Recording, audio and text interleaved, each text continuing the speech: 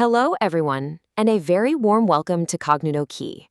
Today, we're taking complete control of your financial future. We're diving into a topic that can literally transform the way you grow your wealth, unpacking the exact framework professionals use to manage money. So if you're ready to level up, let's get right into this explainer on investment portfolio management.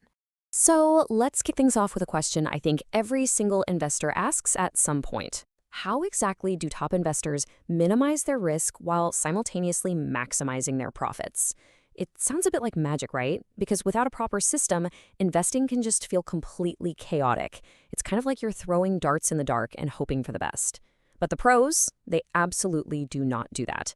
They rely on a very specific, structured system. And that system brings us right to our core definition. Investment portfolio management is the analysis, selection, and revision of an investment blend to fulfill specific objectives. Okay, I know that sounds like a total mouthful of financial jargon, but let's break it down into plain English. It literally just means looking at all your options, picking the perfect mix of investments for your unique goals, and then continuously checking in to make sure that mix is still actually working for you over time. It's basically your practical toolkit for managing your funds. Now that we know what it is, let's jump into part 1, building portfolios and your investment options. Think of building your portfolio a lot like crafting the perfect recipe. Sure, you could go purely aggressive with high-risk, high-reward commodities, or you could play it completely safe with low-risk, defensive blue-chip stocks. But you know what? The sweet spot is very often a hybrid portfolio. Take a look at this breakdown. You might use defensive assets like 60% blue-chip stocks to form a really solid base, and then mix in 40% aggressive commodities for that high growth potential.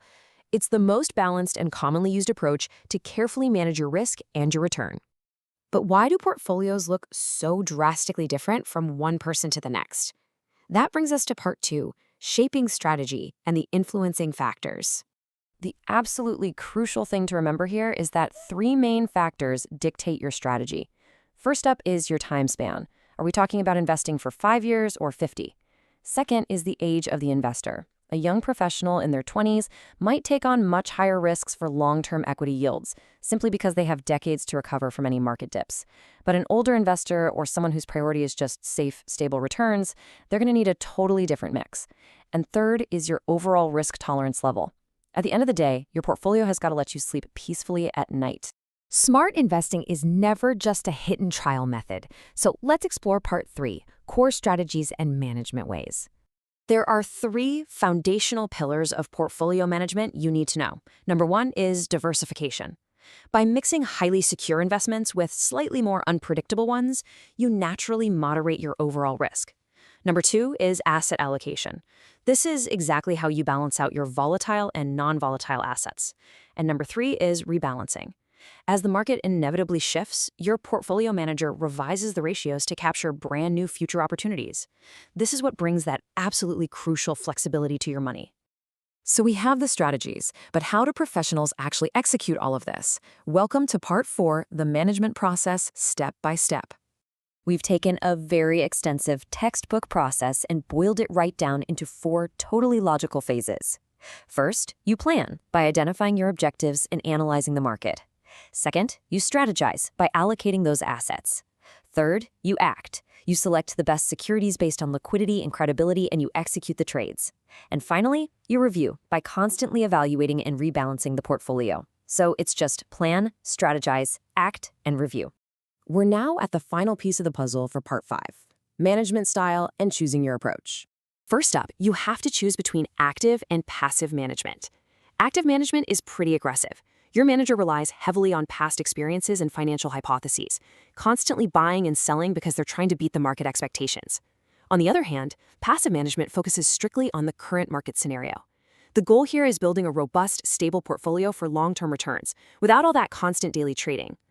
Next, you really must understand the critical difference in control, which is discretionary versus non-discretionary.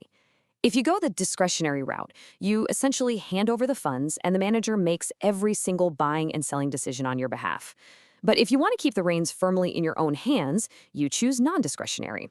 Here, the manager is purely an advisor. They'll suggest the great opportunities, but you get to make the final call. It entirely depends on just how empowered and involved you want to be. Let's bring all of these fantastic concepts together now in part 6, Goals and Conclusion, Final Thoughts.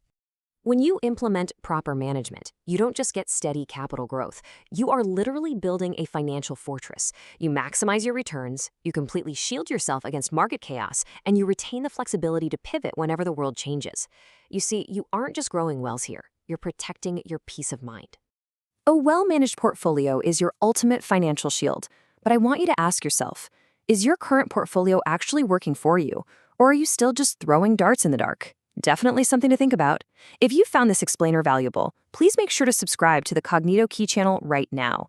Hit that like button and share this explainer with absolutely anyone who wants to take control of their financial future.